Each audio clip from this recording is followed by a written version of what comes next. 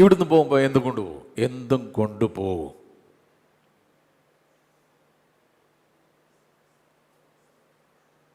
എല്ലാം കൊണ്ടുപോകുമോ? ഒരു മുട്ടു സൂചി പോലും കൊണ്ടുപോകത്തില്ല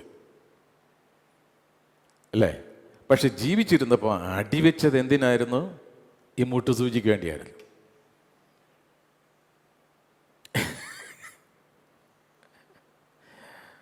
സ്തോത്രം. എത്രയോ കേസുകളാണ് വിജാതിയൻ്റെ കോടതി കിടക്കുന്നത്. എന്തിനാ? അപ്പനും അമ്മയും വിയർപ്പ് കൊണ്ട് സമ്പാദിച്ച ഈ 10 സെൻറ്റ് 3 മക്കളും കൂടെ പങ്കിട്ടെടുത്ത്, സ്തോത്രം, ചിലർ കയ്യൂക്കുള്ളതും കാര്യക്കാരെന്ന് പറഞ്ഞാൽ ചേട്ടൻ്റെത് കൂടി അര സെൻറ്റ് അടിച്ചു മാറ്റി കള്ളക്കേസുണ്ടാക്കി എന്നിട്ട് ശത്രുക്കളെ പോലെ ജീവിക്കുക. അങ്ങോട്ടും ഇങ്ങോട്ടും കരങ്ങൾ കൊടുത്തിട്ട് കൊടുത്തിട്ട് പറ, നമ്മൾ തമ്മിൽ ഒരടിയുമില്ലെന്ന് പറ. പക്ഷെ അടിയുള്ള സ്ഥലങ്ങളുണ്ട്, സഭകളിൽ തന്നെ.